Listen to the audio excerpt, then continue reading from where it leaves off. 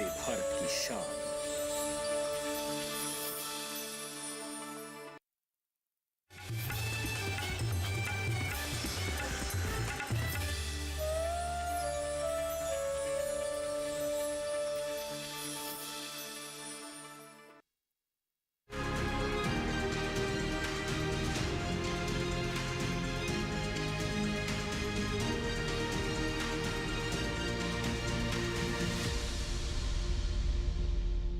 नमस्कार, स्वागत है आपका हमारे खास कार्यक्रम कृषि दर्शन में। अपने इस कार्यक्रम में हम सबसे पहले बात करेंगे विज्ञान और किसान को लेकर, साथ ही साथ हम बात करेंगे सफल किसानों को लेकर और अंत में हम चर्चा करेंगे फार्मिंग इंडिया को लेकर। तो चलिए शुरुआत करते हैं कार्यक्रम की।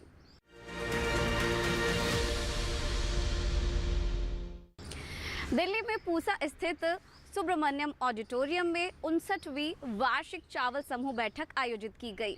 तो आइए देखते हैं। पूसा के सुब्रमण्यम ऑडिटोरियम में 59वीं वार्षिक चावल समूह बैठक 24 अप्रैल से 26 अप्रैल 2024 तक आयोजित की गई। इस 3 दिवसीय कार्यक्रम में राष्ट्रीय, अंतर्राष्ट्रीय, सरकारी और निजी क्षेत्रों के 350 से अधिक प्रतिनिधियों को चावल के अनुसंधान और विकास में प्रगति पर चर्चा करने के लिए एकत्र हुए। इस अवसर पर भारतीय कृषि अनुसंधान परिषद के महानिदेशक डॉक्टर हिमांशु पाठक, अंतर्राष्ट्रीय चावल अनुसंधान संस्थान फिलीपींस के महानिदेशक डॉक्टर अजय कोहली, भारतीय कृषि अनुसंधान संस्थान पूसा दिल्ली के निदेशक डॉक्टर AK सिंह, भारतीय कृषि अनुसंधान परिषद के उप महानिदेशक डॉक्टर TR शर्मा, भारतीय कृषि अनुसंधान परिषद के सहायक महानिदेशक डॉक्टर DK यादव एवं अन्य वरिष्ठ वैज्ञानिक उपस्थित थे। गौरतलब है कि 1965 में स्थापित AICRPR ने भारत को एक चावल आयातक से विश्व के सबसे बड़े निर्यातक तक बदलने में महत्वपूर्ण भूमिका निभाई है। 45 वित्त पोषित केंद्रों और लगभग 100 स्वैच्छिक केंद्रों को आच्छादित करने और अधिकतम 400 वैज्ञानिकों द्वारा समर्थित एक नेटवर्क के साथ AICRPR चावल उत्पादकता को बढ़ाने और खाद्य सुरक्षा सुनिश्चित करने के लिए अहम भूमिका निभा रहा है। चावल के विभिन्न किस्मों की पहचान करने और चावल उत्पादन में आने वाली चुनौतियों का सामना करने के लिए एक मंच के रूप में कार्य करता है। इस अवसर पर भारतीय कृषि अनुसंधान परिषद के महानिदेशक डॉक्टर हिमांशु पाठक ने कहा, आप जैसे जानते हैं कि राइस क्रॉप आज के दिन पूरे देश में 43 मिलियन हेक्टेयर से भी ज़्यादा क्षेत्र में हम ग्रो करते हैं और इस साल का जो प्रोडक्टिविटी है वो 130 मिलियन टन से भी अधिक चावल, इसको अगर धान में ही करेंगे तो इसको 1.5 टाइम से मल्टीप्लाई करना पड़ेगा। और कुछ अगर विगत कुछ दशक को हम देखेंगे तो राइस की प्रोडक्टिविटी लगातार बढ़ती जा रही है, चाहे वो बासमती वेराइटी बासमती राइस का हो या नॉन बासमती का भी हो। और जितने फार्मर्स राइस के साथ जुड़े हुए हैं, आज की जो हमारा मीटिंग है जो 3 दिन व्यापी हम करते हैं, इस मीटिंग में राइस के रिसर्च हो, एडुकेशन हो या एक्सटेंशन में हो, क्या क्या उपलब्धियां हमारे रही है पिछले 1 साल में और चुनौतियां क्या क्या है, ये सब का हम आकलन करते हैं। और आकलन करने के बाद आने वाले समय में हमारा रिसर्च का क्या डायमेंशन होगा, क्या डायरेक्शन होगा, इसके बारे में हम नीति निर्धारण करते हैं। इसमें 1-2 बात मैं आपके साथ साझा करना चाहता हूं। बासमती राइस खास करके आप जैसे जानते हैं, जितने भी हमारा एग्रीकल्चर एक्सपोर्ट होता है उसका एक मेजर शेयर जो है कि बासमती राइस का है। और बासमती राइस पूरे देश भर से जितना भी निर्यात होता है उसका 95% हमारे आई संस्थान जो पूसा नई दिल्ली का संस्थान है, 95% वैरायटीज़ जो हैं वो हमारे पूसा संस्थान के द्वारा वो विकसित की गई है। उस तरीके से अगर नॉन बासमती के क्षेत्र में देखिएगा तो हमारे ICAR इंस्टीट्यूट्स और ये जो ECRIF जो प्रोग्राम्स है जिसके माध्यम से हम सारे वैरायटीज़ का अलग अलग जगह में ट्रायल करते हैं और फिर जो है कि एक वैरायटी रिलीज़ कमेटी है, सेंट्रल वैरायटी रिलीज़ कमेटी, उसके माध्यम से इसको हम रिलीज़ करते हैं अलग अलग जोन के लिए। तो इसमें भी देखिए कि लगातार जो है कि जो प्रजातियाँ हम विकसित कर रहे हैं, ना केवल इसकी प्रोडक्टिविटी पैदावार ज़्यादा है, बल्कि धीरे धीरे इसका क्लाइमेट रेजिलियंस, जलवायु सहनशीलता, इसका न्यूट्रिएंट कंटेंट जिसको हम बायोफोर्टिफिकेशन बोलते हैं, और इसका tolerance to biotic as well as abiotic stresses, ये सब भी लगातार बढ़ रहा है। हम जब बायोफोर्टिफिकेशन का बात करते हैं, आप सबको पता होगा कि जो कन्वेंशनल राइस होता है उसमें प्रोटीन का मात्रा होता है 6 से 8%, लेकिन हम अब जो है कि वैरायटीज़ राइस के डेवलप कर चुके हैं जिसमें प्रोटीन 10% से भी अधिक है, जिसमें ड्राउट और साथ साथ फ्लड ये दोनों ही टॉलरेट करने का सहन क्षमता है। और आने वाले समय में हम और एक टेक्नोलॉजी को लेकर के और एक टूल्स को लेकर के काम कर रहे हैं, जिसका ऑलरेडी फील्ड ट्रायल हम शुरू कर चुके हैं, और उसमें हमें उम्मीद है कि हमारे पैदावार राइस की कम से कम 25 से 30% तक हम बढ़ा सकते हैं, उसका ड्यूरेशन को हम घटा सकते हैं, और उनका जो क्लाइमेट चेंज के जरिए जो भी उनका प्रॉब्लम्स है उसको भी काफ़ी हद तक हम उसका समाधान करने में सक्षम होंगे। तो सारे रिसर्च हम अलग अलग संस्थानों के द्वारा कर रहे हैं। ये जो मीटिंग हमारी है, इस मीटिंग में सबका हम आकलन करते हैं, कहाँ किस तरह का रिसर्च हो रहा है और आगे क्या करना चाहिए क्या नहीं करना चाहिए, इसी दिशा निर्देश करने के लिए हमारा मीटिंग होता है। 2 वर्षों में हम लोगों ने करीब 3 नई किस्में निकाली हैं। पूसा बासमती 1847 जो 1509 का सुधार करके बनाई गई है, पूसा बासमती 1885 जो कि पूसा बासमती 1121 का सुधार करके बनाई गई है, और पूसा बासमती 1886 जो कि पूसा बासमती 1401 का सुधार करके बनाई गई है। और इन तीनों किस्मों में पत्ती के झुलसा और झोंका रोग, जिसको हम ब्लास्ट की बीमारी और बैक्टीरियल ब्लाइट की बीमारी बोलते हैं, इसके लिए रोगरोधी क्षमता है, जिससे किसान को दवा डालने की आवश्यकता नहीं पड़ेगी। और जब दवा नहीं डालेंगे तो हमारा खर्चा कम होगा। दवा नहीं पड़ेगी तो जो उत्पाद हमारा चावल का बनेगा उसके अंदर कोई भी रासायनिक दवाओं का अवशेष नहीं आएगा। तो हमारी जो संस्थान है जिसका नाम है Indian institute of rice research या भारतीय चावल अनुसंधान संस्थान, पिछले 59 साल से काम कर रही है। ये जो हमारी जो संस्थान है, इसके तहत जो है जो भी नए चावल का जो किस्म है, जो भी टेक्नोलॉजी या प्रणाली होती है, उसका प्रयोग टेस्टिंग होती है।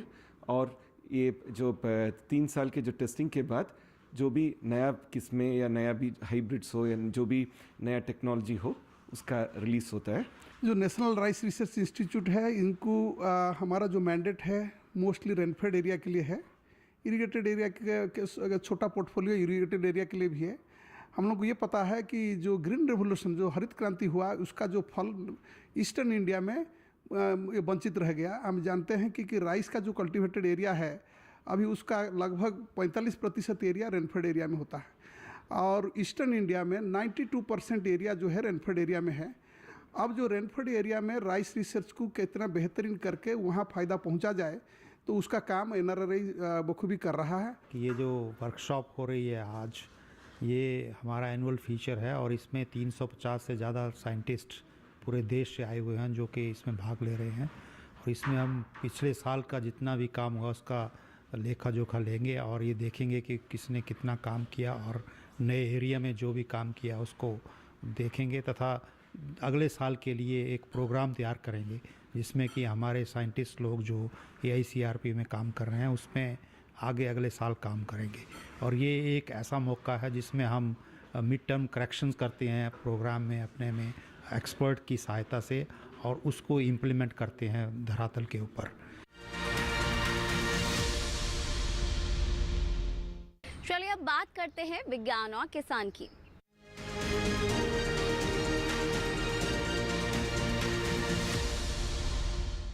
जैसा कि आप सभी जानते हैं, आजकल खेती बाड़ी में अलग अलग तकनीकें इस्तेमाल की जा रही हैं। ऐसे में प्लास्टिक के ट्रे में नर्सरी तैयार की जा रही है। इसमें अलग अलग शंक्वाकार खाने बने हुए होते हैं जिसमें ये नर्सरी तैयार की जाती है और बीजों को बिना मिट्टी के उगाया जाता है। और ये तकनीक दूसरी तैयार की जाने वाली नर्सरी की तकनीकों से बिल्कुल अलग होती है। दिखाते हैं आपको।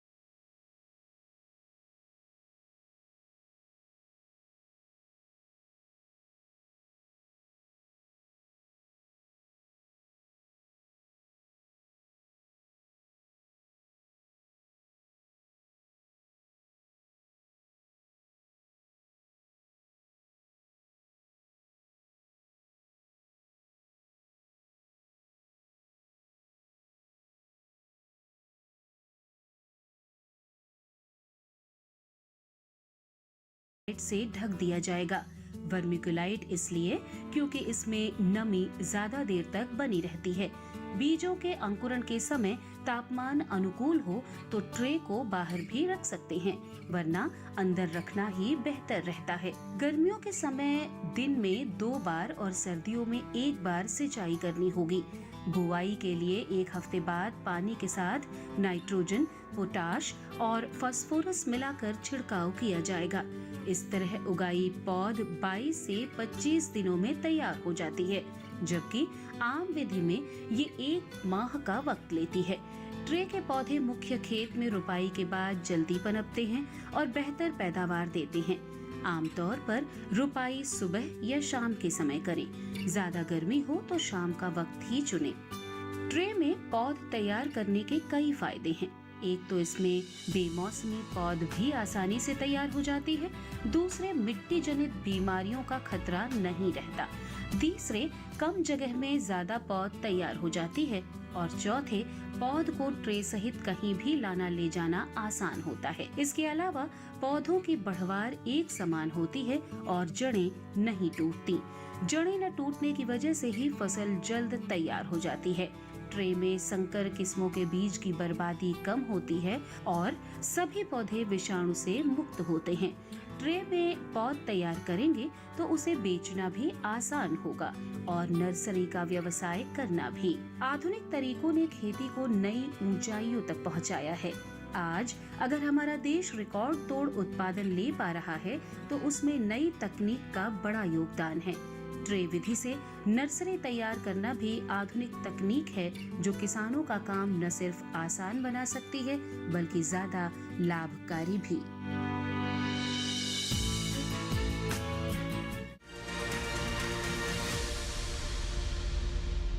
तो चलिए फिलहाल रुकते हैं एक छोटे से ब्रेक के लिए। ब्रेक के उस पार हम बात करेंगे सफल किसान को लेकर। तब तक बने रहिएगा दूरदर्शन किसान पर।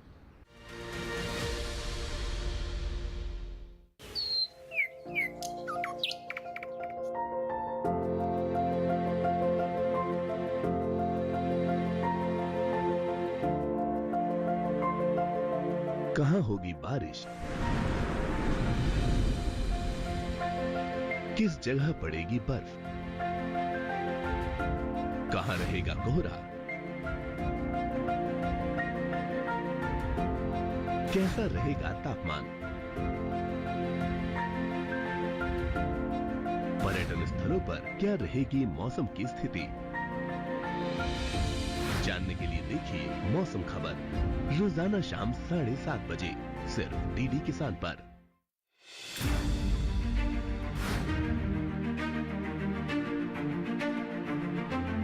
फसलों के भाव से लेकर उनकी आवक तक, पैदावार से लेकर बुआई के क्षेत्रफल तक, आयात से लेकर निर्यात तक, घरेलू से लेकर वैश्विक बाजार तक, मंडियों की सही और ताजा जानकारी पाएं। विशेषज्ञों की राय का लाभ उठाएं। देखिए मंडी खबर सोमवार से शनिवार शाम 5 बजे सिर्फ दूरदर्शन किसान पर।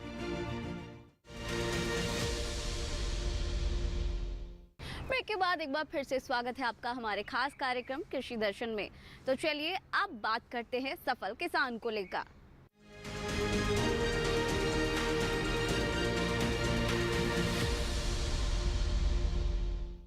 आजकल कृषि के क्षेत्र में किसान नई नई तकनीकों के सहारे सफलता की सीढ़ियां चढ़ रहे हैं और अपने साथ साथ दूसरे किसानों के लिए भी प्रेरणा का स्रोत बन रहे हैं। ऐसे ही सफल किसान से आपको मिलाते हैं। हरियाणा राज्य का एक जिला है सोनीपत। यहाँ से कुछ ही किलोमीटर दूर एक गांव है मनौली। इस गांव के किसान कुछ साल पहले तक परंपरागत फसलों यानी गेहूं और धान के सहारे ही जिंदगी गुजार रहे थे, इस उम्मीद पर कि उनके जीवन में कोई तो बदलाव लाने आएगा। इसी गांव में पवन कुमार ने एक किसान परिवार में जन्म लिया। बचपन में पवन कुमार को जब भी स्कूल से छुट्टी मिलती तो वे अपने खेत में जाकर अपने पिता का हाथ बटाते। फसलों की कटाई का समय तो उनके लिए किसी त्योहार की तरह था। गांव में पढ़ाई करने के बाद आगे की पढ़ाई के लिए वे दिल्ली चले गए। पढ़ाई करने के बाद वे दिल्ली में ही नौकरी करने लगे, लेकिन परिस्थितियों के कारण पवन कुमार को अपने खेतों की ओर लौटना पड़ा। गांव आकर उन्हें लगा कि यही भूमि उनकी कर्म भूमि साबित होगी। गांव आकर उन्होंने अपनी पुश्तैनी खेती करनी शुरू की, लेकिन उनकी पढ़ाई लिखाई उन्हें आधुनिक खेती करने के लिए प्रेरित कर रही थी। क्या और कैसे किया जाए, इसके लिए पवन कुमार कृषि संस्थानों में चक्कर लगाने लगे, जहां उन्हें तमाम तरह की जानकारियां मिली।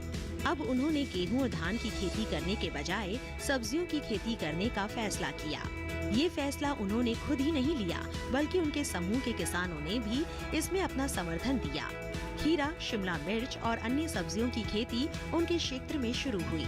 सब्जियों की खेती में पवन कुमार को अपार सफलता मिली। वर्ष 2000 में उन्होंने स्वीट कॉर्न और नई सब्जियों की खेती के नए नए तरीके सीखे। साथ ही पवन कुमार ने सब्जियों की खेती में सिंचाई के लिए ड्रिप सिंचाई पद्धति को अपनाया, जिससे उन्हें काफी फायदा हुआ। पवन कुमार नई नई तकनीकों और आधुनिक विधियों को सीखकर अपने खेतों में लागू करते हैं।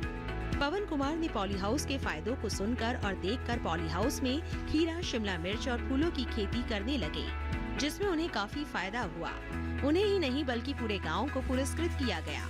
पवन कुमार को अनेक समस्याओं का सामना करना पड़ा, लेकिन अपने हौसले के बलबूते उन्होंने हार ना मानी। अच्छी और गुणवत्तापूर्ण फसल पैदा करने वाले पवन कुमार अब स्थानीय स्तर पर ही नहीं बल्कि राष्ट्रीय स्तर पर लोकप्रिय हो गए हैं।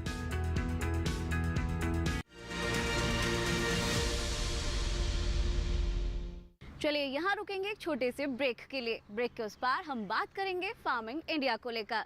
तब तक बने रहिएगा दूरदर्शन किसान पर।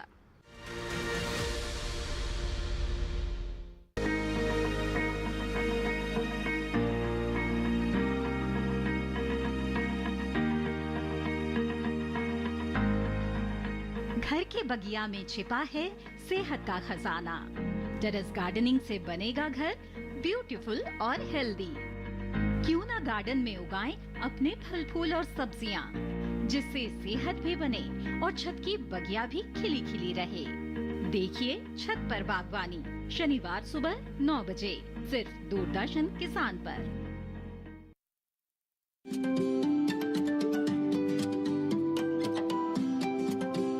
जब बात अच्छी सेहत की हो, किसी तरीके की लापरवाही नहीं करो, किसी तरीके का समझौता ना करो। ना बरतें लापरवाही, लक्षणों को पहचानें और लें डॉक्टर की सलाह।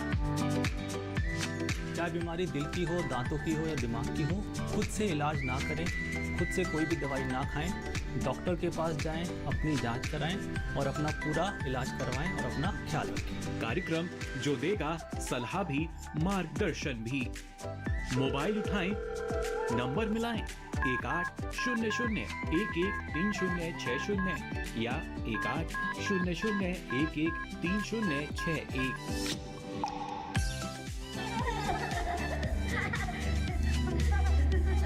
आपके अपने फोन इन कार्यक्रम स्वस्थ किसान में हर शनिवार शाम 6 से 7 बजे सिर्फ डीडी किसान पर।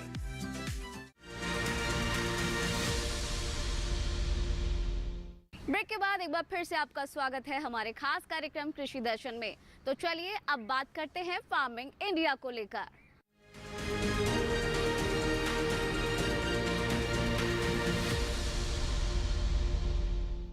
आजकल सॉइल हेल्थ कार्ड प्रोग्राम के बारे में सभी लोगों को समझाया जा रहा है और इसके साथ साथ विद्यालयों में भी छात्र छात्राओं को मिट्टी के बारे में बताया जा रहा है। मिट्टी का कितना महत्व है, क्या कुछ उपयोग है, ये तमाम बातें बच्चों को भी समझाई जा रही है। इसके साथ साथ हम सभी को मिट्टी का महत्व समझने की काफ़ी ज़्यादा ज़रूरत है। तो आइए इसको लेकर एक रिपोर्ट आपको दिखा देते हैं। सभी बच्चों को सुप्रभात।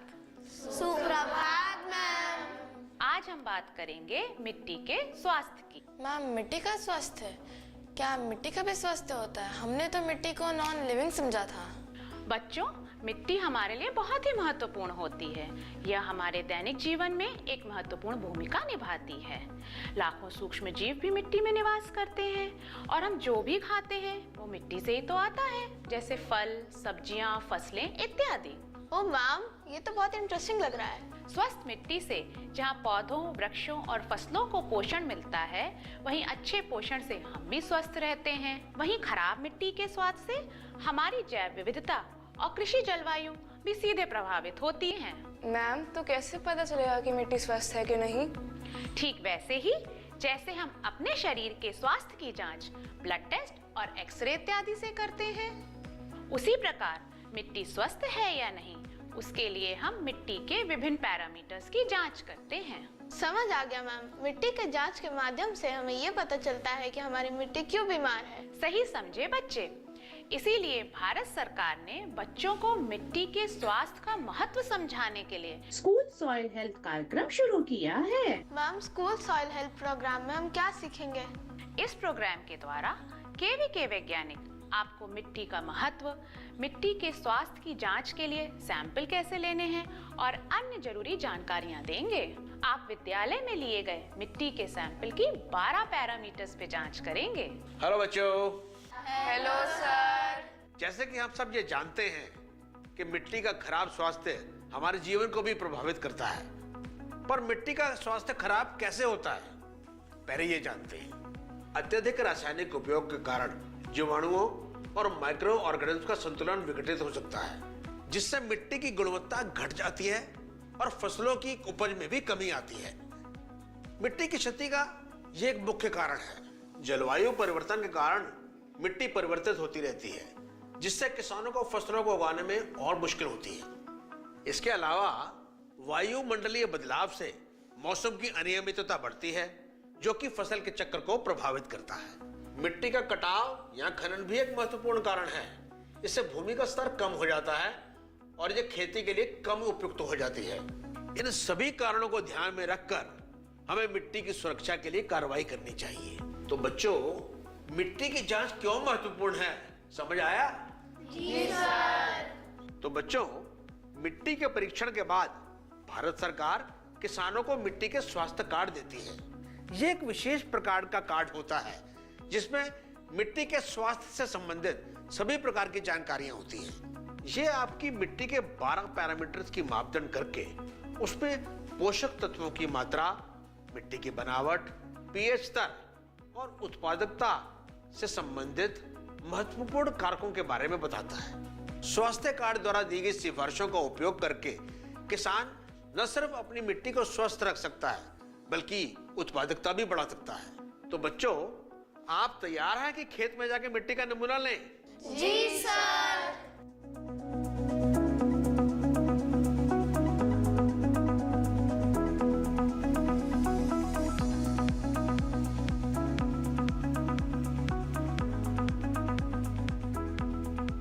मिट्टी का नमूना लेकर लैब में जाकर समझेंगे कि मिट्टी की जांच कैसे करें। मिट्टी के स्वास्थ्य की जांच पूरी होने के बाद मिट्टी के स्वास्थ्य पैरामीटर को मिट्टी के स्वास्थ्य पोर्टल में दर्ज करके मिट्टी का स्वास्थ्य कार्ड बनवा लेंगे। बन गया हमारा सॉइल हेल्थ कार्ड। बच्चों, अब समझते हैं कि मिट्टी के स्वास्थ्य कार्ड के आधार पर SRLM दीदी किसानों को क्या समझाती हैं। बच्चों, मिट्टी के स्वास्थ्य कार्ड के माध्यम से हम किसानों को एक सतत, समृद्ध और स्वस्थ खेती की जानकारी देते हैं। हम इसके माध्यम से किसानों को समझाते हैं कि उनकी मिट्टी में किन पोषक तत्वों की कमी है और उसे सुधारने के लिए क्या कर सकते हैं। कई भारतीय राज्यों की मिट्टी की गुणवत्ता खराब है और इसका असर फसलों की उपज पर भी पड़ता है। इस समस्या का हल करने के लिए इंटीग्रेटेड न्यूट्रिएंट मैनेजमेंट द्वारा विभिन्न प्रकार के उर्वरकों का सही समय पर सही मात्रा में फसलों के अनुसार उपयोग करते हैं। इंटीग्रेटेड न्यूट्रिएंट मैनेजमेंट में किसानों को बताया जाता है कि जैविक बायोफार्म उर्वरक, पिछली फसल के अवशेष, मल्चिंग, पशुओं के बचे विशिष्ट पदार्थ, फसल रोटेशन आदि को उपयोग करके मिट्टी के स्वास्थ्य को सुधारा जा सकता है। यह उपाय मिट्टी की गुणवत्ता को बेहतर बनाने में मदद करते हैं और फसलों की उपज में भी सुधार लाते हैं।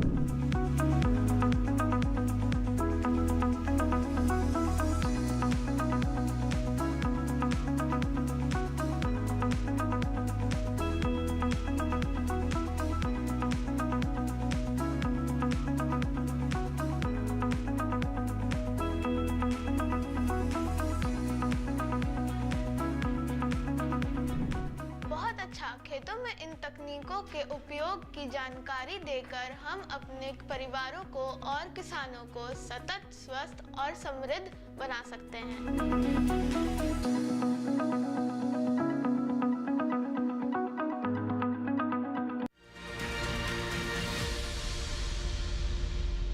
तो ये जाना आपने फार्मिंग इंडिया के बारे में। तो फिलहाल आज के इस कार्यक्रम में बस इतना ही, लेकिन अगर आपके पास कोई क्वेश्चन है तो आप हमें ईमेल कर सकते हैं। हमारा ईमेल एड्रेस है krishidarshan@gmail.com।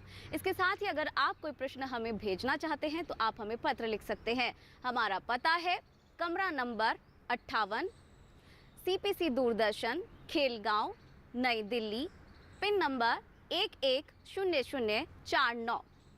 अगर आप ये कार्यक्रम एक बार फिर से देखना चाहते हैं, एक बार फिर से जानकारी हासिल करना चाहते हैं, तो आप आपके टेलीविज़न स्क्रीन पर दिखाए जा रहे इस QR कोड को स्कैन करके DD किसान के इस चैनल पर जाकर इस कार्यक्रम को एक बार फिर से देख सकते हैं और एक बार फिर से तमाम जानकारी हासिल कर सकते हैं।